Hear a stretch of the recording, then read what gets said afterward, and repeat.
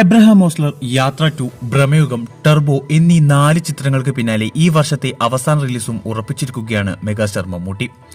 പുറത്തുവരുന്ന ലേറ്റസ്റ്റ് റിപ്പോർട്ടിനനുസരിച്ച് മമ്മൂട്ടിയെ നായകനാക്കി ഗൗതം വാസുദേവ് മേനോൻ സംവിധാനം ചെയ്ത Dominic and the ladies purse എന്ന ചിത്രമാണ് ഈ വർഷത്തെ അവസാന റിലീസായി തിയേറ്ററുകളിലെത്തുക.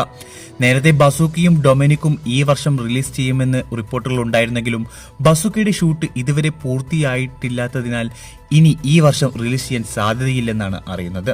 അതേസമയം മമ്മൂക്കയുടെ അടുത്ത റിലീസ് ഡൊമിനിക്കാണ് എന്ന് കൺഫേം ആയിട്ടുണ്ട്. സാധാരണ തന്റെ പുതിയ സിനിമകളുടെ റിലീസിന് മുന്നോടിയായി താരം സോഷ്യൽ മീഡിയ അക്കൗണ്ടുകളിൽ DPയും കവർ ഫോട്ടോയും മാറ്റാറുണ്ട്.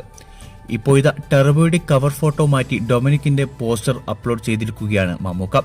ഗൗതം വാസുദേവ് മേനോൻ ആദ്യമായി സംവിധാനം ചെയ്ത ഈ മലയാള ചിത്രത്തിൽ പ്രൈവറ്റ് ഡിറ്റക്റ്റീവിന്റെ വേഷത്തിലാണ് മെഗാസ്റ്റാർ എത്തുന്നത്.